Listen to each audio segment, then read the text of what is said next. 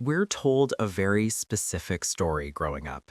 If you study hard, get the job, pay your bills, and stay healthy, you'll feel secure and you'll have made it. But for a lot of people, the reward for doing everything right isn't a full calendar or a strong sense of community.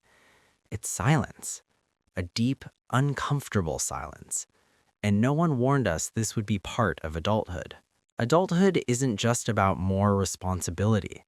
It's a transition from circumstantial connection to intentional effort. In school, connection was automatic because you saw the same people every day and friendships formed simply through proximity. Once that 40-hour-a-week proximity disappears, most friends of convenience disappear with it.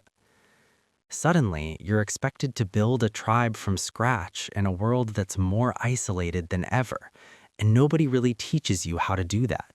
There's a strange paradox in modern adulthood. The more you seem like you're holding everything together, the less people check in on you. You become the invisible high achiever. Your life looks stable, your house is clean, your career's moving forward, so people assume you're fine. But stability is not the same thing as fulfillment. And when society confuses the two, it creates a quiet form of emotional abandonment. As kids, we crave independence. We want to do everything ourselves. But that independence often comes at the cost of the support systems we didn't realize were holding us up. Sometimes being disciplined and responsible even turns you into a mirror.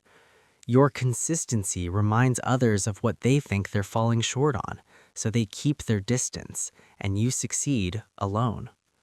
It's not just you. The world itself has changed. Our environments are built for cars and consumption, not conversation. We've lost our third places, the spaces that aren't work and aren't home. Coffee shops used to be social hubs. Now they're quiet rooms filled with laptops and headphones. We traded real connection for digital substitutes, dopamine without intimacy, interaction without closeness. And as adulthood moves forward, people begin building lives that no longer overlap: marriages, children, careers. In school, you had friends because you shared time. In adulthood, if you don't fit into someone's life structure, you don't fit into their schedule. That's why so many people between 25 and 33 feel either locked out of connection or locked into lives they worked hard to achieve but don't feel alive in. This isn't just emotional, it's biological. Loneliness is now considered a major public health concern. Social isolation is linked to higher risks of heart disease, stroke, diabetes, dementia, and accelerated aging. Your body doesn't experience loneliness as a mild sadness. It experiences it as a threat.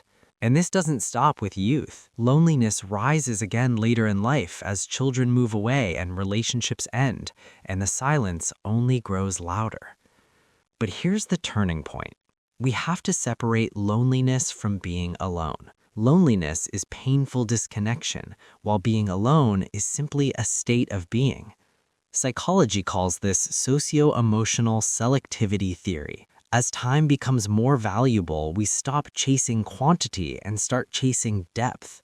A smaller circle isn't failure, it's a filter. For many people, the price of peace is a season of solitude, and learning to enjoy your own company protects you from forcing connections out of fear.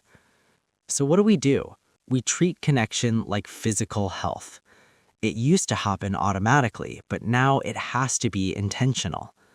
You train your social muscles the same way you train your body. Start small. An 8-minute phone call can be enough to rebuild a bridge.